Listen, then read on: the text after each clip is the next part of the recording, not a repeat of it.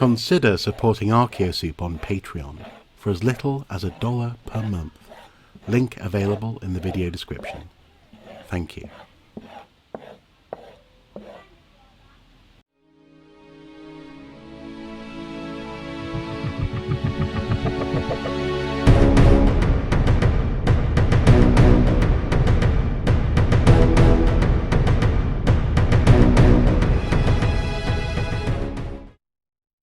Hello, welcome to the new series, Aspects of Archaeology. In this series we're going to be visiting various aspects of the archaeological world and maybe even revisiting a couple from the A to Z of archaeology.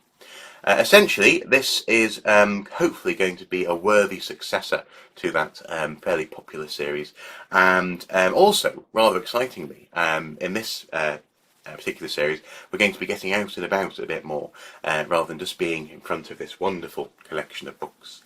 So watch this space. I'm very excited about where aspects may be going, and hopefully you'll stick with me for the ride. So today I am following up on the promise that I made in the Z of A to Z, where I said that there would be a more substantial Z or Z coming in aspects. And what I've chosen to do actually is to look at zooarchaeology or archaeozoology. And this essentially is a very important part of archaeology. Human beings and animals have always lived in close proximity, and with the advent of farming, this relationship became even more nuanced and complicated. Archaeozoology concerns itself with this relationship between human beings and their animal cousins. Archaeozoology studies some of our closest relationships, such as between dogs and human beings, and also some of our more barbaric, such as between big cats and gladiatorial combat. Archaeozoology also looks at the way in which we use animals. This is a mammoth bone hut from Mesozoic, and also the way in which different parts of animals can be used to make tools, such as bone and antler harpoons, or even antler combs, for getting rid of nits in the Viking Age. Archaeozoology studies everything from insects to elephants, so long as they have a relationship with people, and for the most part, archaeozoologists deal with the bones of these animals. And to this end, most archaeozoologists are extremely skilled at identifying animals, no matter how small or meagre the remains. So the study of the relationship between human beings and animals in the past not only helps us to populate that world with other creatures, but also aids a richer understanding of our lives through time. One of the more obvious applications of animal remains in archaeology is in identifying human diets. For example, red deer bones with butchery marks upon them indicates that they are hunting and eating red deer. Also, large collections of young cattle bones indicates that a dairy herd is being maintained, where the milk is supposed to go to people. And the presence of certain insects, such as grain weevils, indicates the presence of grain, wheat, and potentially even bread and other baked goods. If the bones of a certain bird are found on the site, such as the gracile bones of a certain goose, we can infer that this site was in use at times when these geese were flying overhead, migrating. Indeed, the presence of all of these creatures can indicate the seasonality of a site, due to the different times when they mature throughout the year, and therefore the different times when they're able to be used. The broad environmental context of human lives can be inferred and studied by looking at other animals. Snails and mollusks, for example, are extremely sensitive to environmental conditions.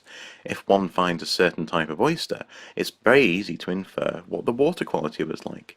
And other mollusks live in such specific conditions, we can tell they lived indoors and only a certain distance from a fire. In some cases, the biography of an animal may be revealed through its remains. This is very helpful, as obviously they don't speak or write. A horse may be uncovered, for example, and by its remains it may be very obvious that it was well looked after, it has good teeth, and it was groomed and cared for all its life. However, marks upon this skull may indicate at some point it was mounted upon a stick. This indicates that this prized animal had died and then been used on a nid or cursing stick in the Viking period. One of the most crucial applications of archaeozoology has been the study of the domestication of animals, the way in which human beings bring animals closer to themselves and essentially create a symbiotic relationship. Archaeozoology has recently confirmed that there was an earlier than previously thought date for the domestication of dogs. Rather than being domesticated in the Mesolithic, it is now known that there was an early proto-domestication during the Upper Paleolithic. The rise of farming and the ways that animals became folded into a farming lifestyle has long been a subject of study for archaeologists. Often these animals show very particular changes, for example pigs. When domesticated, pigs' teeth become smaller and fewer in number. They also lose their shaggy and rough appearance, and often their aggressive disposition. They become more docile and tame than their feral forebears. An astonishing change is observable with cattle as well. From the mighty aurochs, powerful and extremely aggressive, cattle have shrunk bit by bit to become the more docile versions of cows that we know today. Essentially, they've become more useful in the human setting, and this is all just through domestication. By observing and analysing these changes in animals, archaeozoology is able to infer the way in which farming was spread or adopted by different groups, and all of this simply by studying the remains of animals found in archaeological sites. The study of human beings in the past, by definition, has to be a study of the world in which they were living. And animals have always played a part and a role in our lives, be it actively trying to eat us, be it being eaten or being used in some way by people, or even just having a relationship which is more abstract, be it fighting in an arena or simply having a pet. Animals, by definition, are part of our world and therefore are part and have always been part of our lives. So if archaeology wants to gain a proper understanding of the way that people lived in the past, the study of animals not only is vital but also is extremely useful. So that's been the inaugural Aspects of Archaeology, Archaeozoology, and long may the series continue.